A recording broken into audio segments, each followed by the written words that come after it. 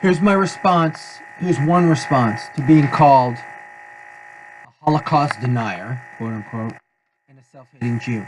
I'm not focused on the Jews, I keep telling people. I have 50 or more topic areas along with Judaism, Israel. It took me dozens of man hours, actually hundreds, with some thousands, to finally put together this one outline.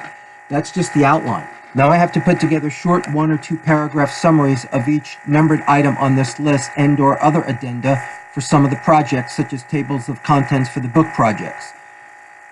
You can see I'm referring to a specific PowerPoint that is listed among these YouTube videos on my YouTube channel as Monotheism at its End, or the Jews, why everyone hates us always and everywhere and always will. Some of the other projects are even more involved and will take longer than did the Jewish Israel stuff. People just don't get what I'm doing. These ideas are going to make me very famous when I start getting them out there, and I won't have to struggle with money problems anymore. It's just a matter of hanging on by my fingernails until I find the right people to get them to. The stuff I'm doing is going to get my maximum public attention. Some of it will be negative, but the negative stuff will create controversy, which makes the person who creates the controversy wealthy and famous. Which is not my goal, all right? It's just a byproduct. Most of these men are loners, have physical disabilities, mental illnesses, drug or alcohol habits, and are completely unknown and struggle for many years before the fame comes, if they are lucky enough for it to come while they are still alive. These are all the ideas that I got from the book, The Price of Greatness, by somebody Arnold. I forgot the guy's name.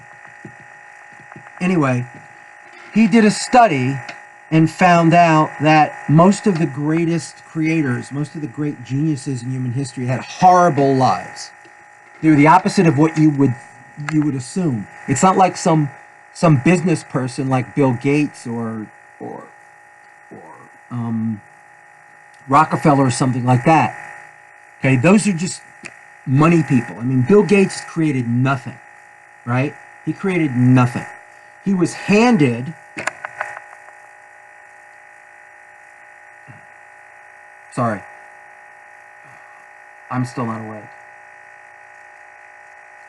He was handed the kernel for a crappy little operating system that was designed for personal computers, which were just being manufactured.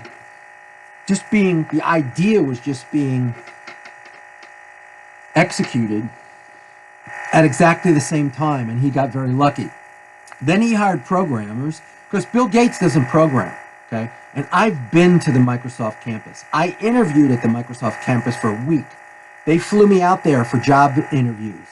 They wanted me very badly. I didn't have ever any intention to work for Microsoft.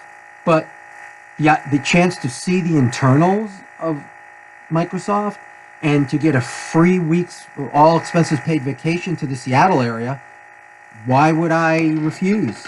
It's all win-win. Every century, there are a handful of men who produce ideas that actually, this is better.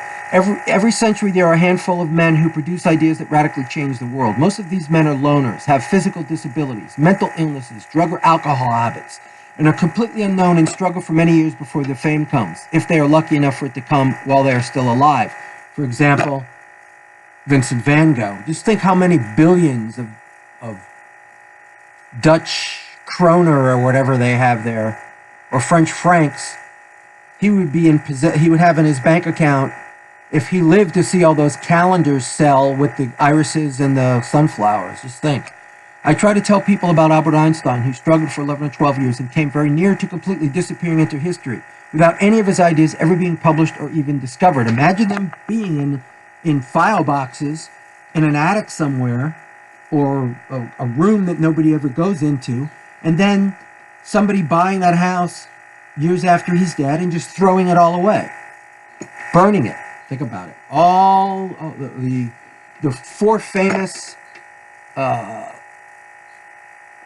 Annalen de Physique articles that of 1959, the Annus Mirabilis year, when he published the 4 physics journal articles that defined special and general relativity and other supporting areas in physics.